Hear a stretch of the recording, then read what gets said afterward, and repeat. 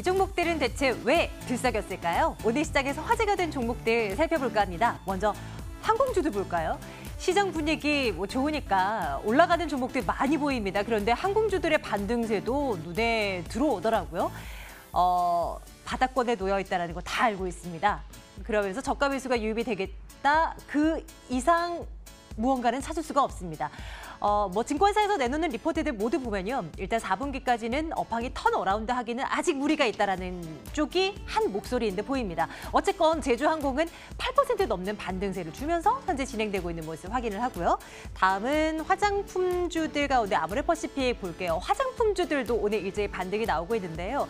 아모레퍼시픽은 1%대의 강세, 그래도 최근 들어서 조금씩 올라가려는 모습은 보여져요. 중국 시장에서의 판매는 그렇게 좋지가 않습니다. 하지만 면세점 채널을 통해서 판매되는 것은 나쁘지 않아서 중국 시장의 판매 부진을 상쇄할 수 있을 만한 그런 포인트가 된다라는 시각.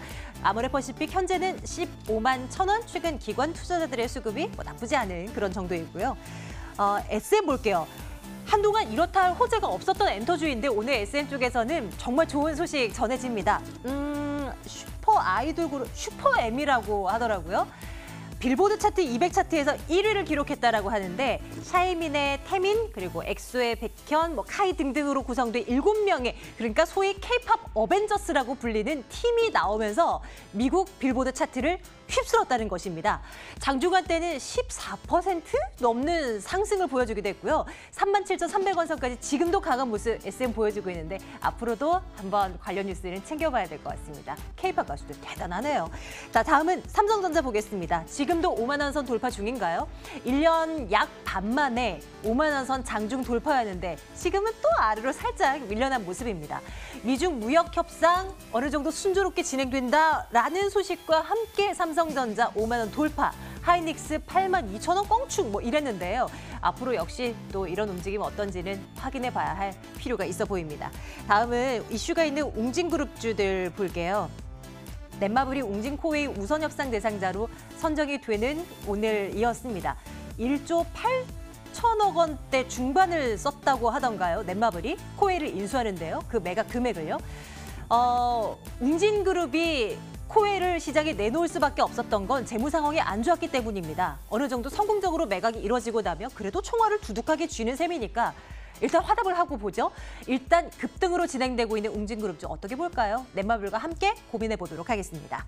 바이오주들에 대한 시각도 챙겨볼게요. 코오롱 티슈즈 한숨 돌리면서 코오롱 생명과학 오늘 지금 윈종의 상한가 기록하고 있고요. 다른 종목들도 HLB나 신라젠 같은 종목들 오늘 시장에서의 상승세 이어나가고 있습니다. HLB가 11% 넘는 강세네요. 바이오주들에 대한 시각은 어떻게 해야 될지 또 한번 챙겨보도록 하겠습니다. 자율주행 관련주 볼 텐데요. 사실 눈에 띄게 두드러지는 종목이 보이지는 않는데 정부가 또다시 관련한 대책을 내놓을 것 같아서요. 관련주들 정말 약발을 가져갈 수 있을지 점검 들어가도록 하겠습니다. 네, 종목 이야기요. 오늘은 메리츠증권증권 영업부 금융센터 권홍섭 대리와 함께 말씀 나눌게요. 대리님 어서 오세요. 안녕하십니까. 안녕하세요. 먼저 자율주행 관련주 볼게요. 정부가 정책을 또 내놓을 것으로 보이긴 한데 너무 먼 얘기하고 있는 걸까요? 어떤 시각이세요, 대리님? 네, 우선적으로 이제 자율주행 관련된 부분은 어느 정도 좀 동떨어지지 않았나 이런 좀 느낌이 들기도 하는데요.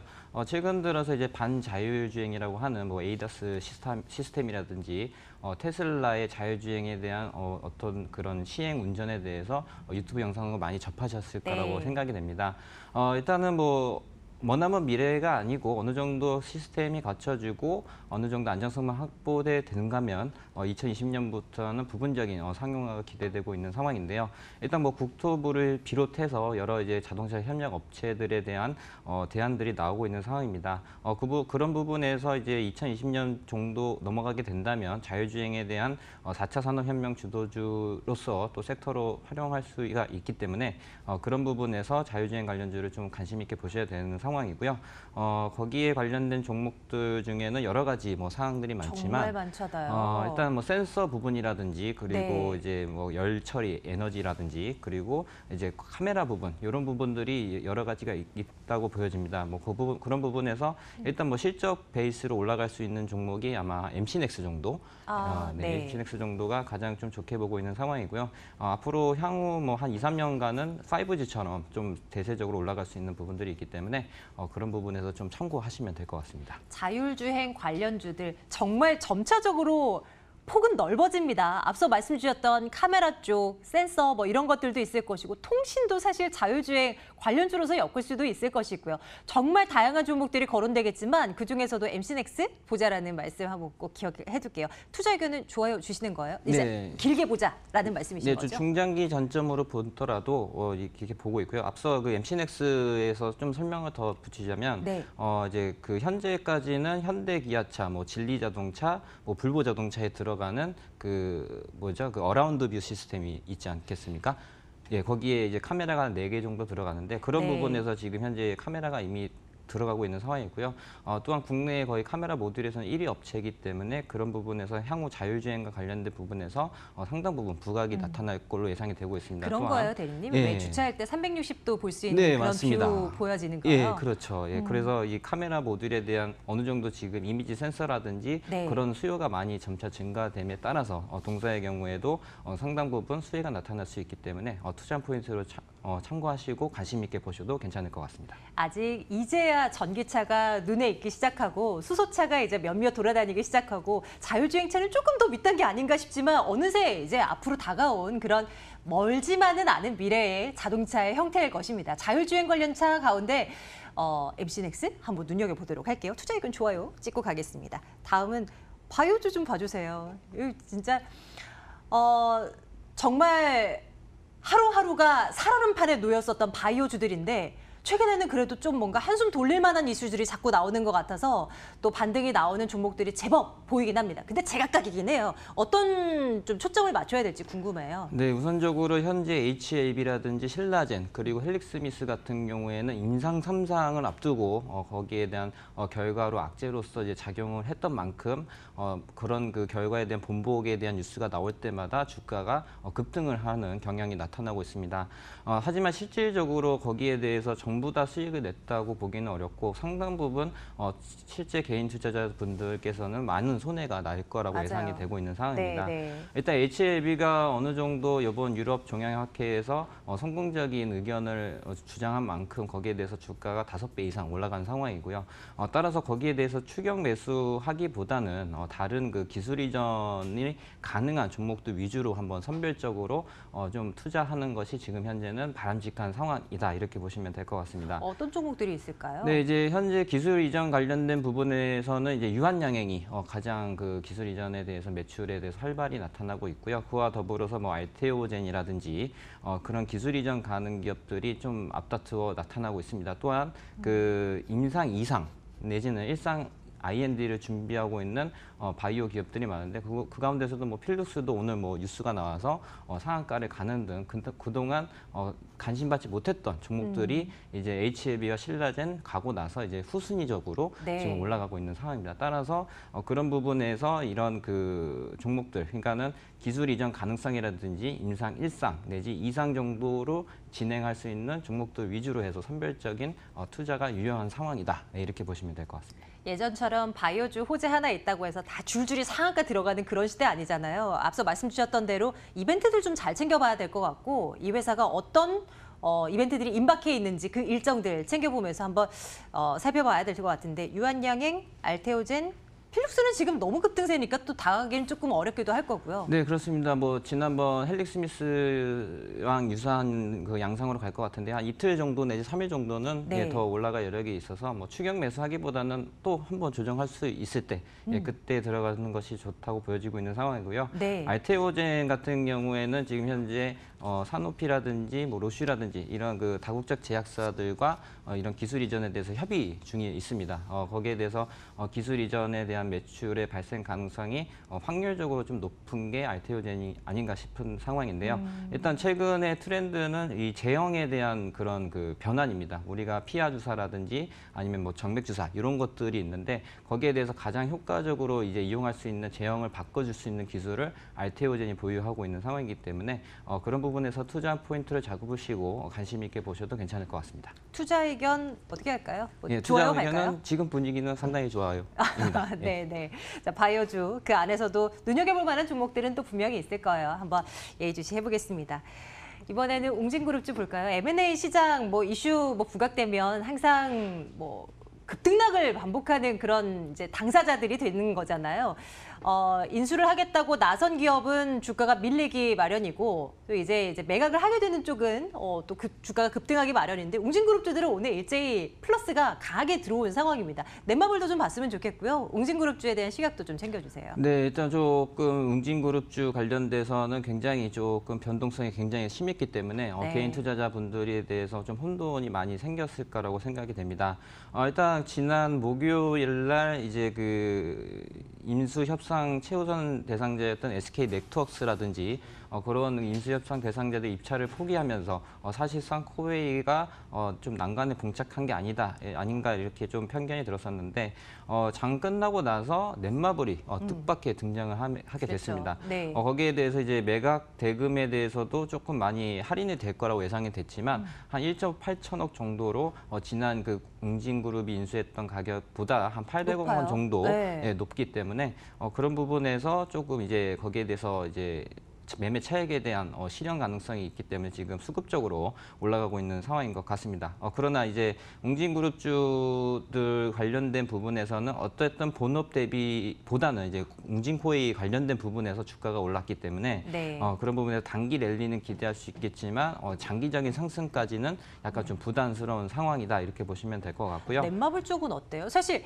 게임사잖아요. 근데 정수기 업체를 인수하는 거란 말이에요. 시너지는 전혀 상상이 안 되는데요. 네, 일단은 코웨이라는 그 회사를 좀 봐야 될 것 같은데요. 일단 시가총액 6조 정도 되고요. 조 단위의 매출을 올리는 회사입니다. 따라서 네. 그 회사를 활용을 해가지고 플랫폼을 발전시켜서 그 회사 코웨이와 넷마블에 대해서 연계를 함으로써 거기에 대한 시너지를 효과를 낼 수 있다는 것이 이제 넷마블의 판단이라고 이제 예상을 하고 있는 상황이고요. 넷마블이 무조건 게임 회사라고 하기보다는 향후에 코웨이를 통한 어떤 서비스업에 대한 사업 다각화까지 고려해 볼 수도 있는 상황입니다.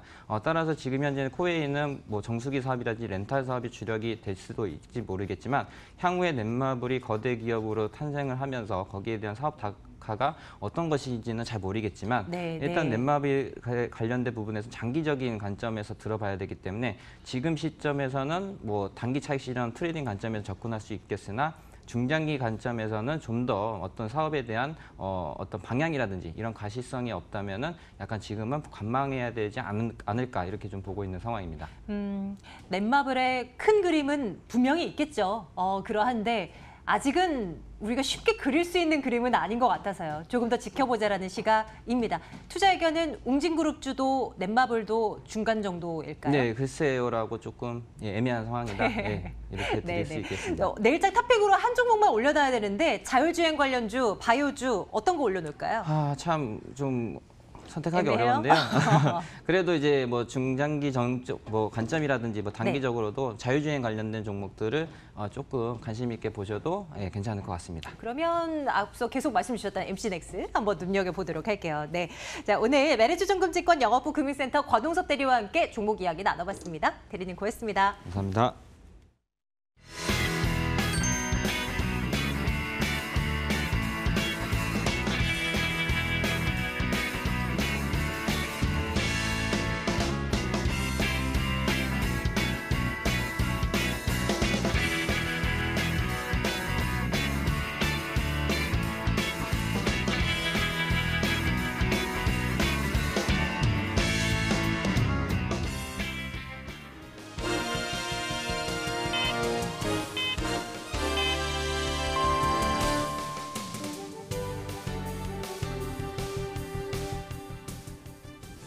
10월 14일 월요일 거래 마쳤습니다. 전 세계 이목이 집중됐던 미중 무역 협상에서 양국이 모두 스몰 딜에 합의를 했고 또 위험자산 선호 심리가 다시 한번 고개를 들고 있습니다. 글로벌 증시 전반적으로도 리스크가 해소되면서 투심이 개선되고 있는 상황인데요. 우리 증시도 이러한 분위기 이어져 가서 상승 장세를 계속해서 이어갔던 하루였습니다. 마감가부터 먼저 열어보도록 하겠습니다. 종합주가 지수가 1.12% 상승하면서 거래를 마칩니다. 살짝 음봉으로 전환됐고요. 시가 부근에서 종가를 형성했습니다. 후장 들어서 외국인들이 매도로 스탠스를 전환하면서 지수를 살짝 끌어내리는 모습이었고요. 2067.40포인트의 종가를 형성합니다. 장중 2075점까지 고점을 높여가기도 했지만 탄력은 일부 반납하면서 마감한 점 체크해보시면 좋겠습니다. 코스닥 지수는 외국인의 수급 힘입어서 1.34% 강세를 보이면서 641.46포인트의 종가 형성했습니다. 역시 보시면 갭으로 살짝 떠서 출발을 한 점 특징적으로 보시면 좋을 것 같습니다. 원달러 환율이 전거래에 이르러서 오늘도 급락입니다. 0.32% 하락하면서 1,185원 선에서 종가 형성합니다. 일본 증시는 오늘 하루 휴장에 들어갔고요. 중국 증시도 흐름 굉장히 좋습니다. 현재 진행 중인 중국 상해 종합지수 1.2%의 강세를 보이면서 3,000선을 다시 회복합니다. 3,009.46포인트에 거래되고 있는 점 전해드리겠습니다. 수급 자세하게 화면으로 체크해보도록 하겠습니다. 유가증권 시장으로 먼저 가보시죠. 일단 장중 내내 기관과 외국인 동반해서 수급이 유입됐지만 2시 30분 부근에 외국인들이 매도로 스탠스를 바꿨습니다. 외국인 140억 원 매도하면서 거래 마쳤고요. 기관 홀로 강하게 이끌어줍니다. 2,518억 원 사들이는 모습이고요. 특히 금융투자와 연기금이 강하게 사자세를 주도했습니다. 개인도 외국인과 동반해서 2,500억 원 매물을 출회하는 모습입니다. 코스닥 시장으로 이동해서 체크해보도록 하겠습니다. 기관이 7거래일 연속해서 매도를 외치고 있습니다. 오늘도 351억 원 매물을 빼내는 모습이고요. 특히 사모펀드에서 강하게 매물을 출회하는 모습입니다. 외국인들이 사들입니다. 300억 원 넘게 사들이면서 지수 이끌어주는 모습이고요. 개인도 외국인과 동반해서 129억 원 사는 모습으로 거래를 마무리 지었습니다. 삼성전자 이어서 특징주로 한번 체크해보도록 하겠습니다. 1년 4개월 만에 장중 5만 원 선을 돌파합니다. 미중 무역 협상이 스몰딜에 이르면서 업황 개선 기대감도 있었고요. 뉴욕 증시 마지막 거래일에서 필라델피아 반도체 지수가 2% 넘게 급등으로 상승 마감을 했습니다. 또 조금 전 들어온 소식인데요. 갤럭시 폴드의 국내 물량이 또 한 번 전량 소진이 됐다라고 합니다. 오늘 외국인들의 수급이 대부분 삼성전자에 쏠린 모습이고요. 기관도 역시 수급을 강력하게 넣어주는 모습입니다. 장중 5만 300원까지 고점 높여가기도 했는데 음봉으로 전환되면서 1.7%의 강세입니다. 5만 원 선에 오늘 삼성전자가 종가를 형성했습니다. 오늘 가장 또 업황에서 가장 많이 변동성이 있었던 곳들이 바로 이 정치 테마주인데요. 정치 테마주도 종가 자세하게 체크해 보시죠. 조금 전 2시입니다. 이 조국 법무부 장관이 전격 사퇴하겠다라고 밝히면서 조국 테마주들을 일제히 급락하는 모습이고요. 다른 정치인들 테마주들을 급등하는 양상을 나타냈습니다. 화천기계와 삼보산업이 대표적인 조국 관련주인데요. 화천기계가 한가로 직행하면서 거래를 마쳤습니다. 3,175원의 종가 형성했습니다. 보시다시피 장대 음봉이 나온 모습 체크를 해볼 수가 있겠고요. 삼보산업 역시 10% 가까이 급락하면서 1,005원까지 떨어지면서 종가를 형성했습니다. 서현전자는 반면 급등하면서 거래를 마쳤습니다. 서현전자가 윤석열 청장의 이 관련주로 꼽히고 있는 종목인데요. 장중 오늘 상한가 진입에 갔었지만 가격 제한 보고 살짝 풀리면서 윗꼬리를 달면서 거래를 마쳤습니다. 그래도 2,255원까지 주가가 올라와 주는 모습입니다. 고해양조는 유시민 전 장관의 테마주를 엮이는 종목입니다. 10% 가까이 급등하면서 1,250원까지 올라와줬습니다. 역시 밑꼬리를 달면서 장중 변동성은 좀 있는 모습이지만 그래도 10% 가까이 급등하면서 급등 양상을 전개했습니다. 남선 알미늄도 굉장히 강한 모습 보였습니다. 이낙연 국무총리의 이 테마주를 엮이는 종목입니다. 역시 10% 가까이 급등하면서 3,930원까지 올라왔고요. 장중 4,000원 선을 뚫어내는 모습이었는데 역시 장중 변동성은 좀 확인을 해보셔야 될 것 같습니다. 안철수 전 대표의 이 테마주입니다. 써니전자와 안랩도 역시 급등세를 보였지만 하지만 후장 들어서는 탄력을 많이 반납하면서 거래 마쳤습니다. 안랩이 2% 가까이 급등하면서 62,000원에 종가 형성했습니다. 오늘장 반도체 이어서 또 다른 섹터의 주인공 바로 이 제약바이오주 들어볼 수가 있을 것 같은데요. 종가 간단하게 체크해 보도록 하겠습니다. 코오롱 생명과학이 상한가 풀리지 않으면서 종가 형성했네요. 29,250원까지 주가가 올라와 주는 모습이고요. 지주사인 코오롱도 17% 급등하면서 1,975원에 주가를 형성했습니다. 오늘 있었는데요. 코오롱 생명과학이 또 인보사 파문을 일으킨 코오롱 티슈진의 상장 폐기 위기를 일단 모면을 하면서 장중 매수세가 집중됐습니다. HLB 역시 10% 급등하면서 종가를 형성했습니다. 하지만 시초가 대비해서는 탄력을 대부분 반납하면서 음봉으로 전환된 점은 좀 특징적으로 보셔야 될 것 같습니다. 12만 2,300원의 종가 형성했습니다. HLB도 호재가 하나 있었습니다. 리보세라즘의 개발사인 엘리바와 합병 계약을 체결했다라는 소식에 장중 매수세가 집중된 것으로 풀이를 해볼 수가 있을 것 같습니다. 엔터주도 이어서 한번 체크를 해보시죠. 엔터주들, 콘텐츠주들 오늘 놀자주들이 일제히 강한 모습인데요. 보시면 대부분 8%대 강세, 4% 강세를 보이면서 종가를 형성한 점 특징적으로 보시면 좋을 것 같습니다. 앞서 보셨던 SM 아이돌, 슈퍼엠이 빌보드 차트 1위를 기록했다라는 호재가 하나 있었고요. 엔터주들 전반적으로 특히 저가 메리트가 부각되면서 강세를 나타낸 것으로 해석해 볼 수가 있을 것 같습니다. 그동안 악재가 너무나 많았던 YG 엔터도 7% 급등하면서 거래 마쳤습니다. 25,650원의 종가 형성했고요. 장대 양봉 나오면서 4거래 연속해서 올라와 주는 점 특징적으로 볼 수가 있겠습니다. CENM도 2.5% 가까이 상승하면서 16만 6,400원의 종가 형성했습니다. 스튜디오 드래곤도 강세 보입니다. 2.1% 상승하면서 3거래 만에 반등을 주는 모습입니다. 6만 6,400원의 종가 형성했습니다. 이어서 특징주 조금 더 체크해 보겠습니다. 오늘 결국 웅진코웨이의 새 주인이 넷마블로 밝혀졌습니다. 웅진이 상한가가 풀리지 않으면서 거래 마쳤고요. 특히 웅진 전 거래에도 상한가를 기록한 종목인데 연속해서 상한가를 기록합니다. 점 상한가 기록하면서 이틀 연속 강세입니다. 1,760원까지 가격 제한폭을 가득 채워가는 모습이고요. 웅진 싱크빙이 또 22% 가까이 급등하면서 3,250원의 조가 형성했습니다. 이렇게 상승하는 종목이 압도적인 장에서 오늘 부진했던 섹터가 두 가지가 있었는데요. 먼저 현대자동차 그룹주들부터 체크를 해보도록 하겠습니다. 현대차와 기아차 그룹주들이 일제 부진한 모습입니다. 현대차가 3.1% 하락하면서 거래를 마쳤고요. 기아차도 2.8% 가까이 하락하면서 48,000원까지 주가가 내려와주는 모습입니다. 악재가 있었습니다. 이 현대차와 기아차가 미국에서 엔진 집단 소송에서 화해안에 합의를 하고 보상금을 지급하기로 약속을 했다라고 밝혀졌습니다. 일단 금액 부담이 3분기 실적에도 일부 반영이 될 예정이기 때문에 주가도 역시 동반 약세를 보인 것으로 풀이해볼 수가 있을 것 같습니다. 현대모비스도 1.5% 가까이 하락하면서 24만 500원의 주가 형성했습니다. 5G 관련주도 마지막으로 체크를 해보도록 하겠습니다. 역시 악재가 있어서 부진한 모습인데요. 대장주 KMW가 4.3% 하락하면서 거래 마쳤습니다. 7만 원 선이 어느덧 깨진 모습이고요. 6만 9,700원의 종가 형성했습니다. 시초가 대비해서도 탄력을 많이 반납하면서 거래를 마무리 지었는데요. 이재용 삼성전자 부회장이 얼마 전 인도를 방문해서 5G 기술 수출에 대해서 논의를 했습니다. 하지만 인도 최대 통신사인 바티 에어텔이 결국 중국 화이일 기술을 도입하겠다라고 밝히면서 5G 통신 장비주들 그동안 기대감이 모두 다 몰락하는 모습이었습니다. 오이솔루션도 4% 가까이 급락하면서 49,150원의 종가 형성합니다. KMW가 7만 원 선을 반납하고요. 오이솔루션도 5만 원 선을 반납하면서 4%대 하락하면서 거래 마칩니다. 시초가 대비해서도 탄력을 많이 반납했습니다. 48,800원까지 저가가 낮아지기도 했는데요. 탄력을 살짝 끌어올리긴 했습니다. 솔리드도 1.1% 하락하면서 5,850원의 종가 형성했습니다. 이렇게 10월 14일 월요일 마감 상황 자세하게 정리해드렸습니다.